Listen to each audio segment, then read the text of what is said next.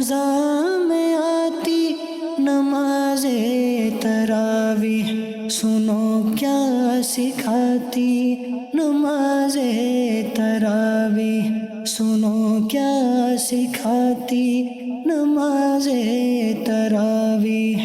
الحمد للہ رب العالمین والصلاة والسلام على سید المرسلین، اما بعد فاعوذ باللہ من الشیطان الرجیم، بسم اللہ الرحمن الرحیم۔ الصلاة والسلام علیک یا رسول اللہ وعلی آلک واصحابک یا حبیب اللہ، الصلاة والسلام علیک یا نبی اللہ وعلی آلک واصحابک یا نور اللہ۔ حضور نبی اکرم صلی اللہ تعالی علیہ وآلہ وسلم نے ارشاد فرمایا، من صلی علی فی یوم 50 مرہ صافحتہ یوم القیامہ، او کما قال علیہ الصلاۃ والسلام۔ ارشاد فرمایا کہ جس نے مجھ پر دن بھر میں 50 مرتبہ درود پاک پڑھے تو کل بروز قیامت میں اس کے ساتھ مصافحہ کروں گا۔ صلو علی الحبیب صلی اللہ تعالی علی محمد صلی اللہ علیہ وسلم۔ پیارے اسلامی بھائیوں اور مدنی چینل کے ناظرین، ماہ سیام، ماہ غفران، ماہ محترم رمضان المبارک اپنی برکتیں لٹا رہا ہے، اور مدنی چینل کے ناظرین جیسے آپ روزوں کے ذریعے، تراویح کے ذریعے، مختلف عبادات اور اوراد و وظائف اور تلاوت قرآن کے ذریعے اس ماہ محترم کی برکتیں حاصل کر رہے ہیں، وہیں پر مدنی چینل کے ذریعے سے مختلف سلسلے، مختلف پروگرامز کے ذریعے حصول علم کا سلسلہ بھی جاری ہے۔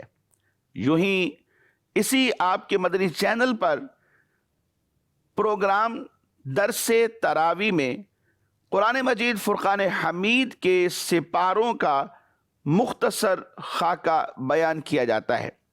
ایک خلاصے کے طور پر سورتوں کے مضامین اور تھوڑی سی ڈیٹیل آپ کے گوش گزار کی جاتی ہے۔ آئیے سماعت فرمائیے، آج کے اس درس تراویح میں آپ سماعت فرمائیں گے قرآن حکیم فرقان حمید کے 16ویں سپارے سے درس تراویح۔ اس پارے کے آغاز میں ہی سورہ کہف کا کچھ حصہ موجود ہے، اور اس کے بعد سورہ مریم اور سورہ طٰہٰ، یہ کمپلیٹ دونوں صورتیں موجود ہیں۔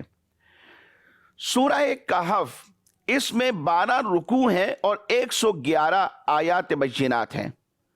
اس کو کہف کا نام دیا گیا کیونکہ کہف کا جو معنی ہے یہ پہاڑی غار ہے، اور چونکہ اس سورہ مبارکہ میں اصحاب کہف یعنی پہاڑی غار والے چند اولیاء کرام رحمہم اللہ تعالی کا تذکرہ موجود ہے کہ انہوں نے اپنے ایمان و اسلام کو، اپنے دین کو بچانے کے لیے ایک پہاڑی غار میں پناہ لی تھی اور اپنے دین کو محفوظ کر لیا۔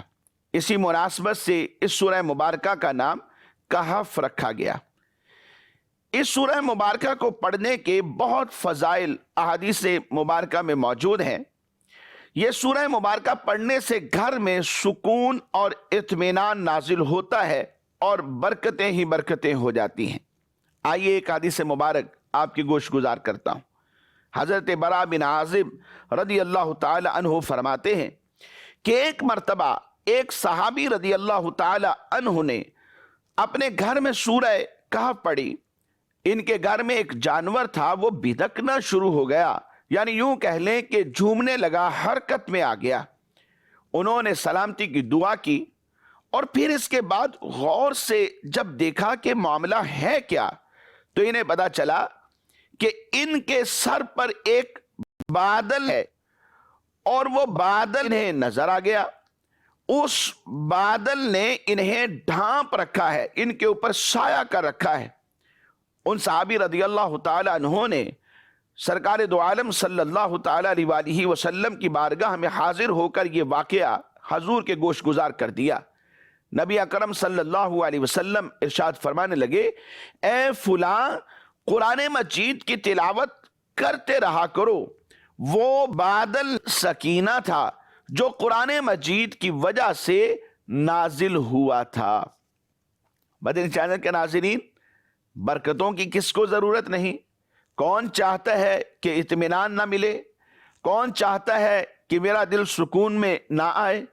اگر ہم اطمینان چاہتے ہیں، سکون چاہتے ہیں، اگر ہم یہ چاہتے ہیں کہ ہمارے گھر میں بھی اللہ تبارک و تعالیٰ کی بارگاہ سے برکات کا نزول ہونے لگے، تو جی ہاں، قرآن مجید کی تلاوت کو لازم پکڑ لیجئے۔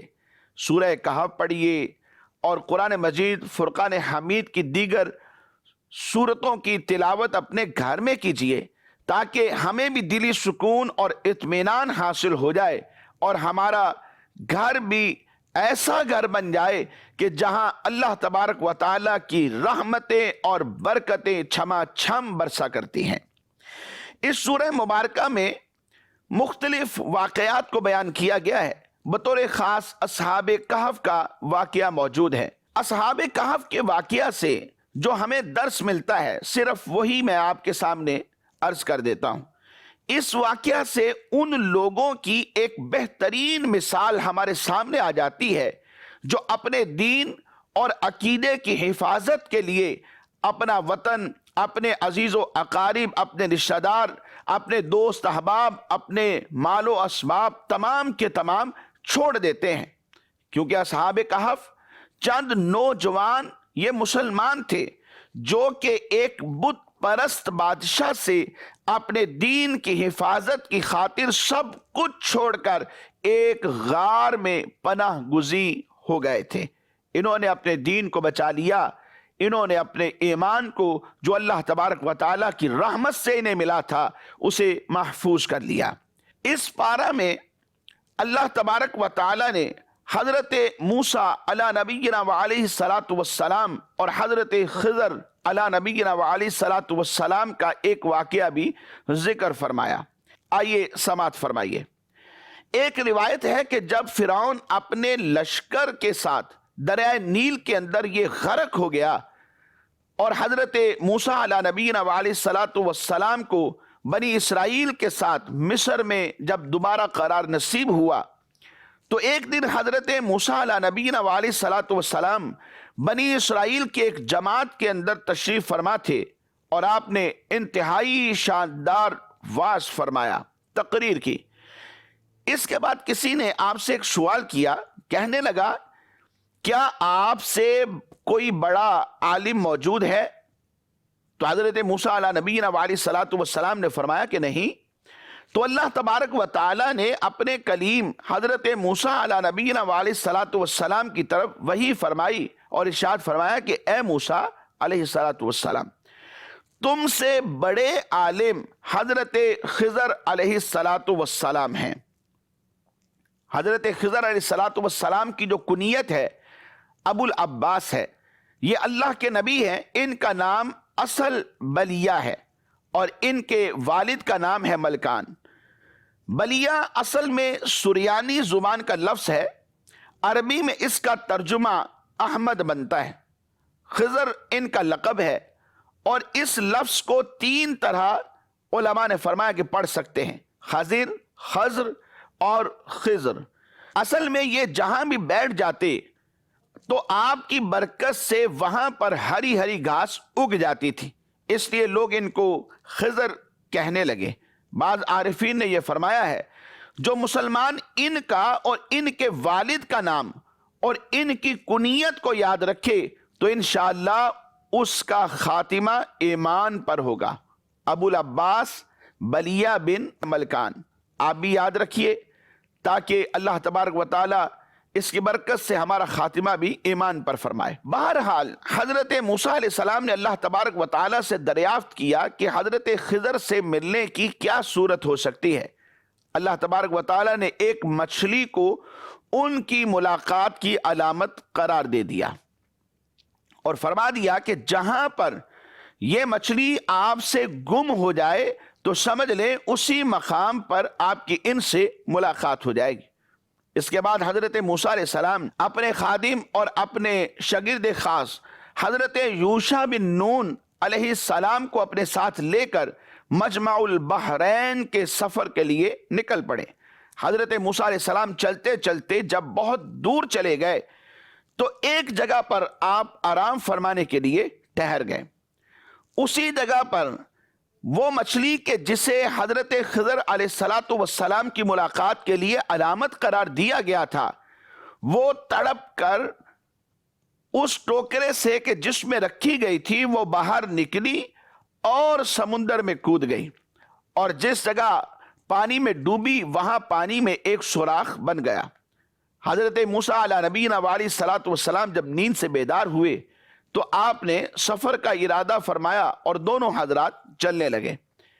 دوپہر کے کھانے کا جب وقت آ گیا تو اپنے شاگرد حضرت یوشع بن نون علیہ السلام سے فرمایا کہ وہ مچھلی لے آؤ، تو آپ کے شاگرد کہنے لگے میں تو بھول گیا تھا۔ اصل میں ہوا یہ کہ جس مقام پر ہم نے آرام کیا تھا وہاں پر مچھلی تو گم ہو گئی تھی۔ حضرت موسیٰ علیہ نبینا علیہ السلام فرمانے لگے کہ اسی جگہ کی تو ہمیں تلاش تھی، لہذا اپنے قدموں کے نشانات پر واپس لوٹے۔ جب وہاں پر پہنچے تو دیکھا کہ وہاں پر ایک نورانی شخصیت کپڑوں میں لپٹی ہوئی موجود ہے۔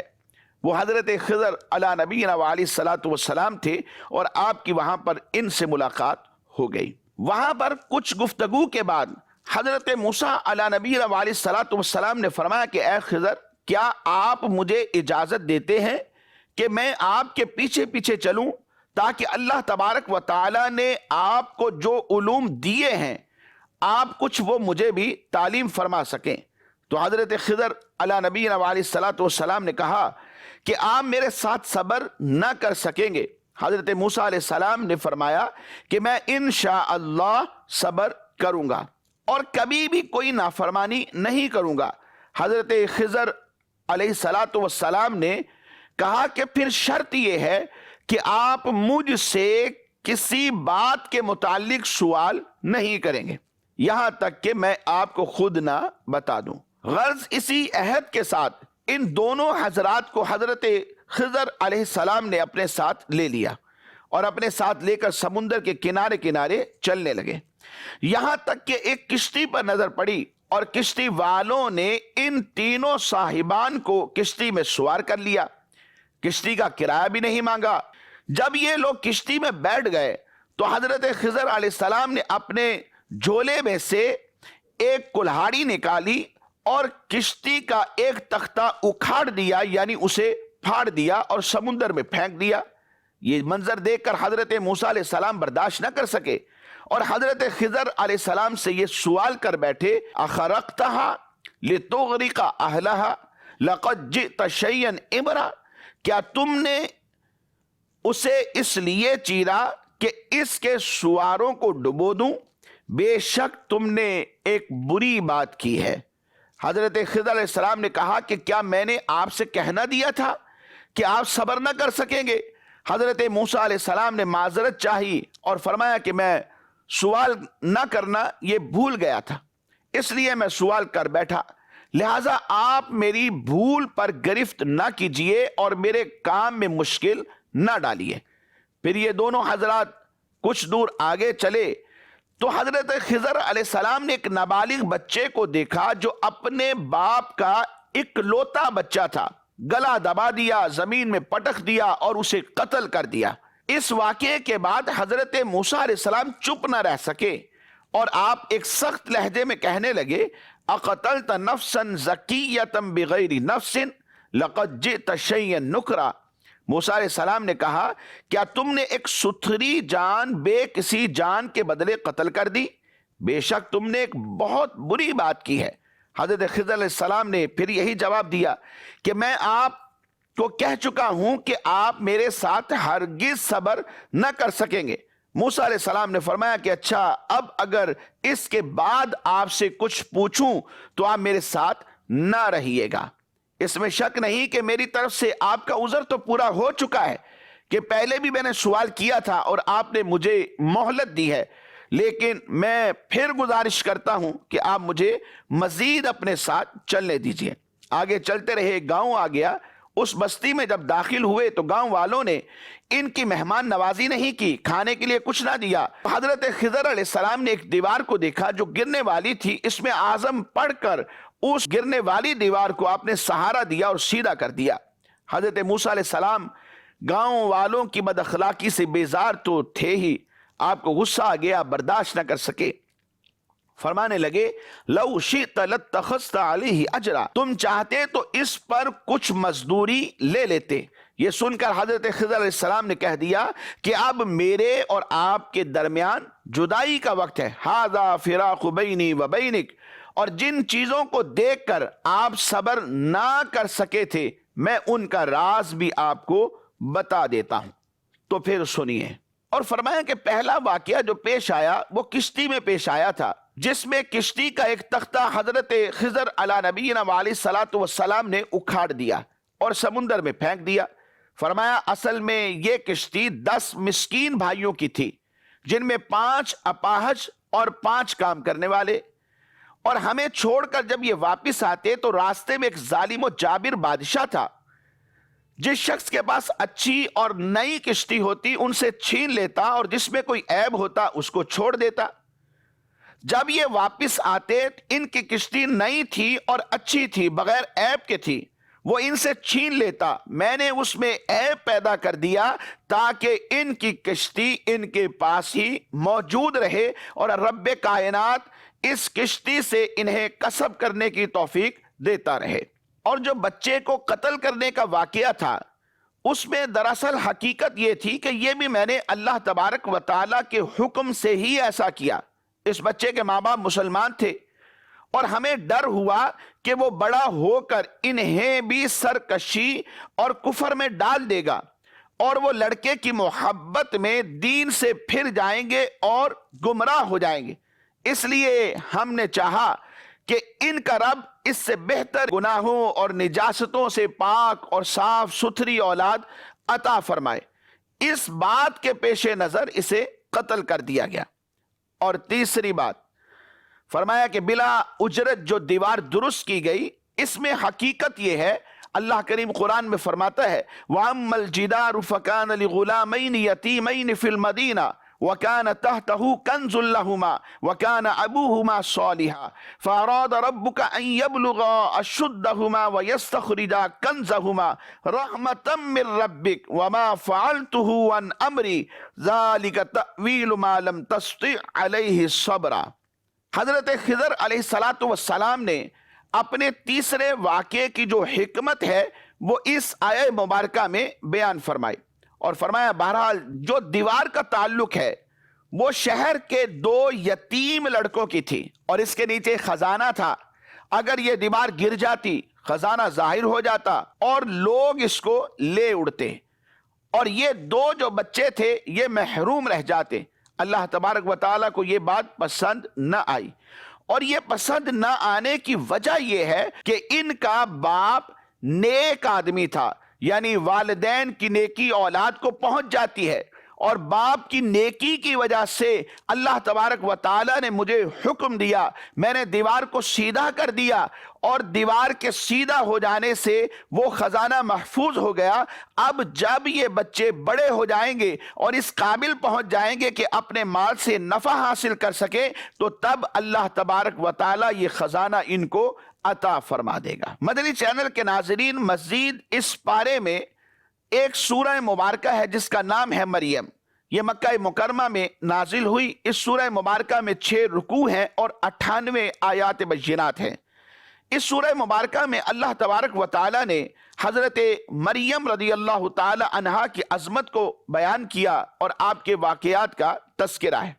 حضرت عیسیٰ علیہ نبینا علیہ الصلوۃ والسلام کی ولادت کا واقعہ بھی اسی میں بیان کیا گیا، اور حضرت مریم رضی اللہ تعالی عنہا سے نسبت کی وجہ سے اس سورہ مبارکہ کا نام بھی مریم رکھ دیا گیا۔ حضرت عیسیٰ علیہ السلام کی ولادت کا واقعہ بھی بیان کیا گیا کہ اللہ تبارک و تعالی نے فطری طریقے سے، جداگانہ طریقے سے اپنی نیک بندی حضرت مریم رضی اللہ تعالی عنہا سے اپنے بندے حضرت عیسیٰ علیہ نبینا علیہ الصلوۃ والسلام کو بن باپ کے پیدا فرما دیا کہ انسان کو پیدا کرنا مرد و عورت کے ملاپ پر ہی موقوف نہیں ہے، بلکہ اللہ تبارک و تعالی چاہے تو مرد و عورت کے ملاپ کے بغیر بھی انسان کو پیدا فرما سکتا ہے، اور خالق حقیقی اللہ تبارک و تعالی ہی ہے۔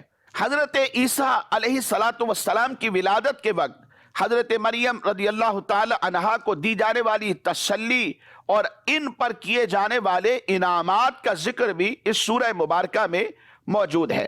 یہ بیان کر دیا گیا کہ حضرت عیسیٰ علی نبینا علیہ السلام کی ولادت کی وجہ سے حضرت مریم رضی اللہ تعالی عنہا نے کس طرح لوگوں کے طعن و تشنیع اور ملامت کا سامنا کیا، اور کس طرح حضرت عیسیٰ علی نبینا علیہ السلام نے جھولے میں مہد میں اپنی والدہ رضی اللہ تعالی عنہا کی پاک دامنی کو بیان کیا، اور پھر اپنی نبوت کا اعلان بھی فرما دیا، اور ارشاد فرمایا قال انی عبد اللہ آتانی الکتاب وجعلنی نبیا وجعلنی مبارکا اینما کنت وأوصانی بالصلاة والزکاة ما دمت حیا وبرا بوالدتی ولم یجعلنی جبارا شقیا والسلام علی یوم ولدت ویوم اموت ویوم ابعث حیا۔ بچے نے فرمایا میں ہوں اللہ کا بندہ، اس نے مجھے کتاب دی اور مجھے غیب کی خبریں بتانے والا نبی کیا، اور اس نے مجھے مبارک کیا، میں کہیں بھی ہوں، اور مجھے نماز و زکوٰۃ کی تاکید فرمائی جب تک جیوں، اور اپنی ماں سے اچھا سلوک کرنے والا، اور مجھے زبردست بدبخت نہ کیا۔ اس کے بعد ہے سورہ طٰہٰ، یہ مکہ مکرمہ میں نازل ہوئی، اس میں 8 رکوع اور 135 آیات بینات ہیں۔ سورہ طٰہٰ میں اللہ تبارک و تعالی نے اپنی وحدانیت کو، اپنی توحید کو بیان فرمایا، یعنی اس میں دین کے بنیادی عقائد کا ذکر موجود ہے۔ اللہ کی توحید بھی ہے، اس کی قدرت بھی ہے، اس کے علاوہ نبوت کا ذکر بھی ہے، مرنے کے بعد دوبارہ اٹھائے جانے یعنی زندہ کیے جانے کا تذکرہ بھی ہے، اعمال کی جزا و سزا ملنے وغیرہ کے بارے میں مختلف دلائل سے ثابت بھی کیا گیا ہے۔ اور اس سورہ مبارکہ میں اللہ تبارک و تعالی نے حضرت موسیٰ علی نبینا علیہ السلام اور فرعون کا واقعہ تفصیل کے ساتھ ذکر فرمایا ہے۔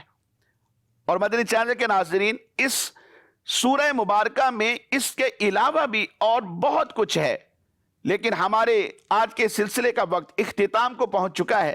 مدنی چینل کے ناظرین، آپ خود بھی کوشش کیجئے، رمضان المبارک کی بہاروں سے اور برکتوں سے فائدہ حاصل کیجئے، روزانہ کی بنیاد پر تلاوت کریں، کچھ ہو سکے تو قرآن مجید فرقان حمید کی آیات بینات کا ترجمہ اور تفسیر صراط الجنان سے پڑھ لیجئے، تاکہ پتہ چل سکے کہ اللہ تبارک و تعالی نے قرآن مجید فرقان حمید میں جو ہر رطب و یابس کا ذکر کیا ہے، ہر خشک اور ہر تر کا ذکر، وہ کیا کیا ہے جو رب کریم نے اس قرآن میں نازل فرمایا ہے۔ اللہ تبارک و تعالی ہم سب کو عمل کرنے کی بھی توفیق نصیب فرمائے، آمین بجاہ نبی الامین صلی اللہ تعالی علیہ وآلہ وصحابہ وبارک وسلم۔